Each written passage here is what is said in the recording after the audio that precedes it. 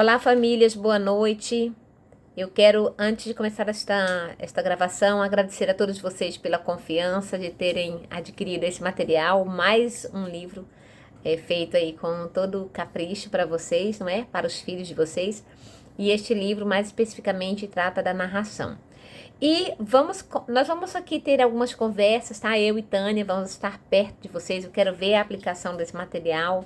Tenho muito interesse nesse produto que os produtos que os meninos vão gerar com ele, porque é um livro também para a produção, né? Eles vão produzir os textos deles e eu tenho interesse de ver esta evolução. E nós vamos começar já essa gravação tecendo aqui alguns conceitos e que foram trazidos aí no livro, certo? E também as mães já estão me perguntando: o que é isso, Silvia? Explica isso aí, eu não achei. Vamos conversar sobre esses assuntos, tá bom? E nós vamos aqui partir do ponto zero, porque nós começamos com texto. Nosso livro começa com texto, cada lição começa com um texto, e cada texto, se você observar no canto superior direito, tem, deixa eu pegar o meu aqui, eu ainda não arrumei o material aqui. No canto superior direito tem tem uma caixa, certo? Uma caixinha aqui com algumas informações para marcar entre parênteses. Ou seja, os tipos de leitura, não é? Aí nós temos ali leitura silenciosa, temos leitura em voz alta e leitura espelhada. Vamos falar sobre esses três elementos porque são importantes, porque eles vão aparecer em todo o livro e vocês vão seguir este protocolo, certo? Que é exatamente, que está aí por ser de grande relevância. Vamos começar falando sobre a leitura silenciosa, que é uma prática que nós temos insistido, não é?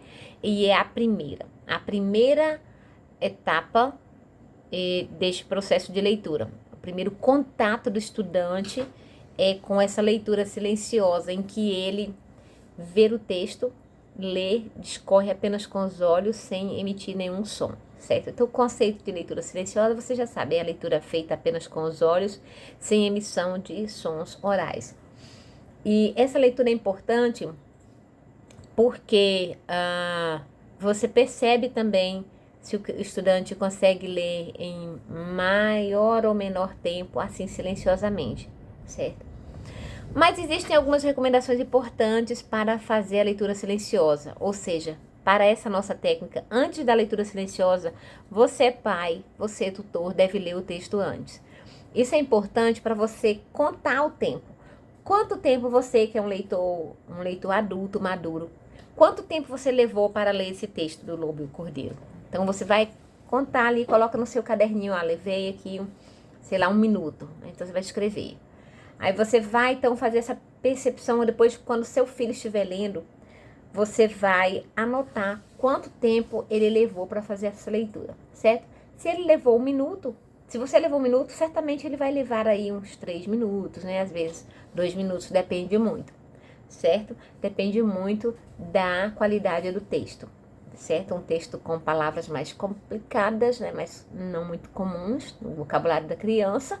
Então, ele vai levar um tempo maior para fazer essa leitura, que é o caso aqui dos nossos textos.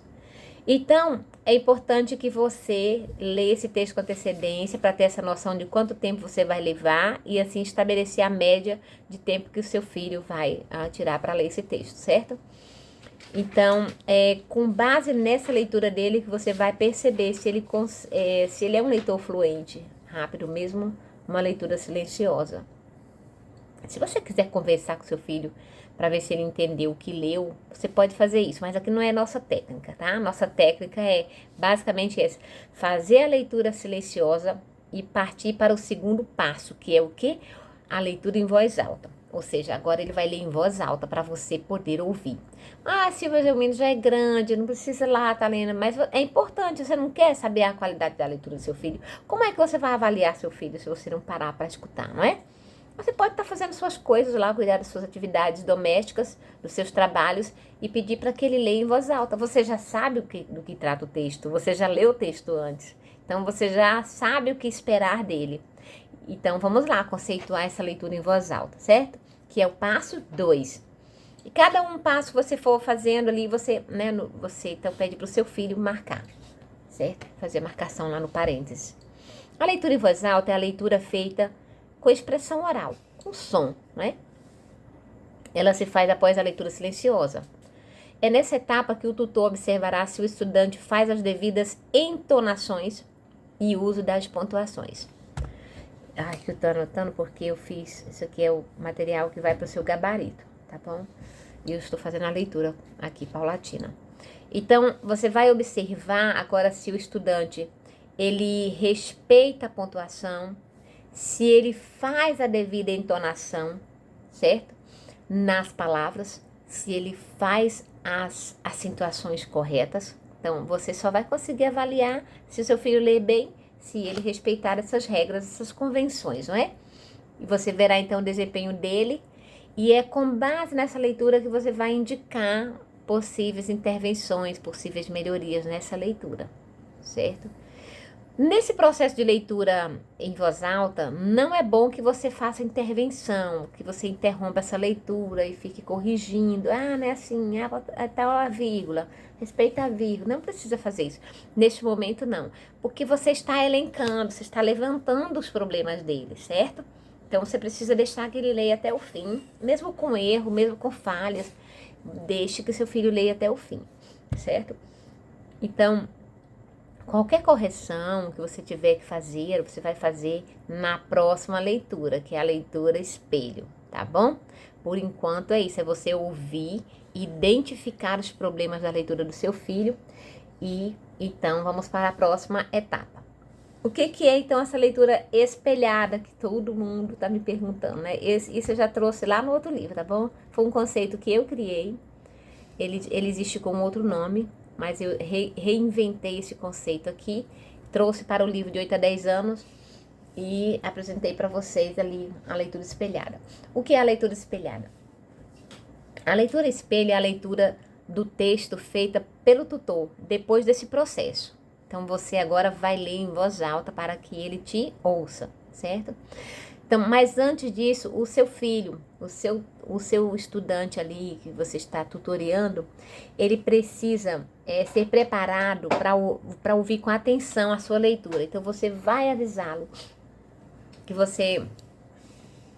que ele precisa te escutar com atenção, tá?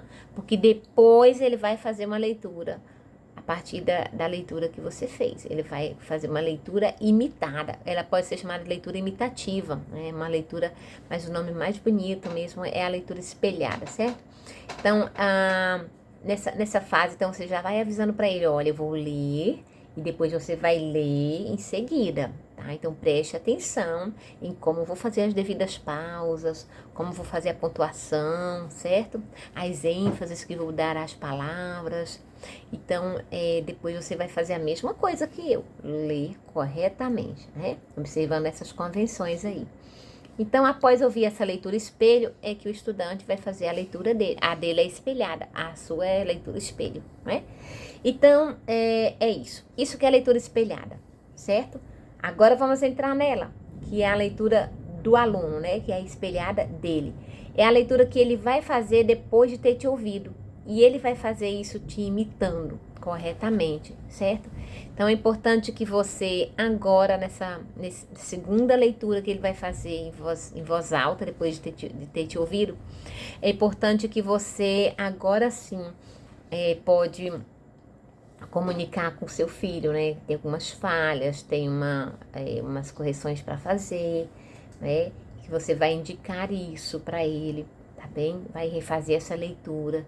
E você pode também colocar essa importância. Gente, é com base nesses elementos que nós definimos um leitor competente, certo? Um leitor competente não é somente aquele que lê, não é aquele que lê muitos livros, mas é aquele que lê competentemente, que lê com fluência e lê com fluência e lê observando as convenções, certo? Ou seja, as ênfases das palavras, as acentuações, pronunciando bem, articuladamente, certo? E respeitando as pontuações corretas, ok? Então, depois que ele fizer essa leitura espelhada, com base no que você na sua leitura, aí sim você vai pontuar esses erros para ele, tá certo? Só nesse momento. Por que você não pode fazer a intervenção na hora que ele está lendo? Porque você desanima, certo? Se a pessoa você está falando e toda hora alguém te corrige, você tem que dar o devido tempo para que isso seja processado no momento certo, que é o que eu chamo de momento de leitura interventiva, tá? Eu não pontuei a leitura interventiva aqui porque o foco é na leitura do estudante e não no processo que você vai fazer, tá bom? O processo de leitura interventiva, nós vamos aqui conversar sobre ele no par e passo, mas vocês já sabem o que fazer aí. A leitura interventiva é aquela que você vai sempre acompanhar, vai sempre fazer a correção, é o quarto passo, não é? É o quarto passo, certo? Em que você vai corrigir mesmo, porque ele precisa ter essa noção. Mas então, vai chegar um momento que ele vai dominar, vai fazer isso muito bem, essas leituras todas, ok? É natural que nesse processo aqui nós tenhamos, você vê que tem textos aqui que são mais, tem palavras diferentes, que não são comuns, não é? Mas não se assuste, tá bom? Por isso que nós temos esses passos de leitura. Quando chegar lá na frente, vocês podem ver aqui ó, que os textos que nós escolhemos para essa obra são textos de 1710, olha. Então você há de convir que tem palavras que não fazem parte do nosso português atual, não é? Então, portanto, você vai entender isso com naturalidade, tá? Não vai entender como se ele estivesse lendo mal. Não, é que ele está realmente enriquecendo o vocabulário. Você tem aqui, por exemplo, no texto Lobo e o Cordeiro, retrucou, não é? Instou, não é? Variando de meio. São construções frasais que não são muito comuns nos textos dos livros modernos, certo? Então, portanto, ele vai sim ter uma demanda maior de tempo. Então, entenda com naturalidade se ele não lê, se o estudante não lê com a devida fluência que você espera, certo? Olhe para esse texto como um texto novo, um texto inovador.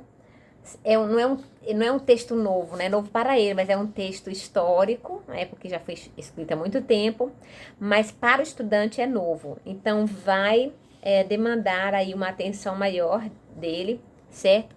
Então, portanto, não se assuste. Por exemplo, aqui, ó. Por que me turbais a água que vou beber? Olha, essa construção frasal não é muito comum. Por que me turbais?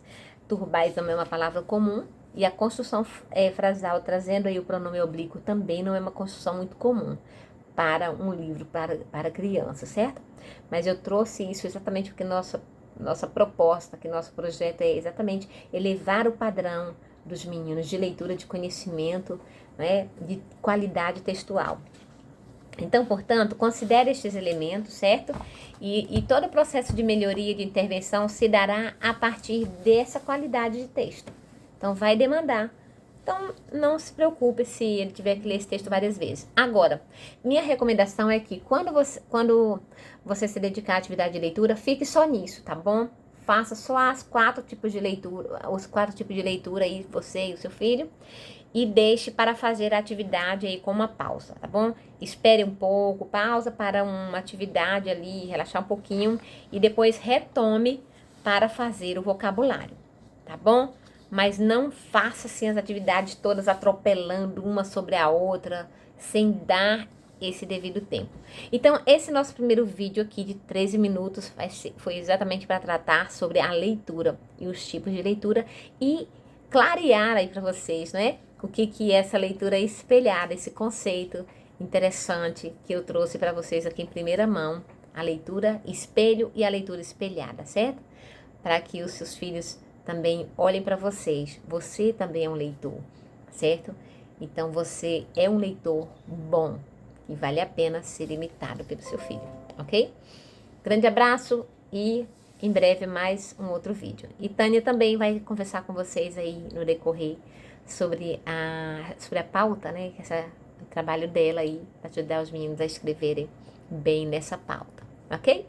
Grande abraço, muito obrigada, bom trabalho.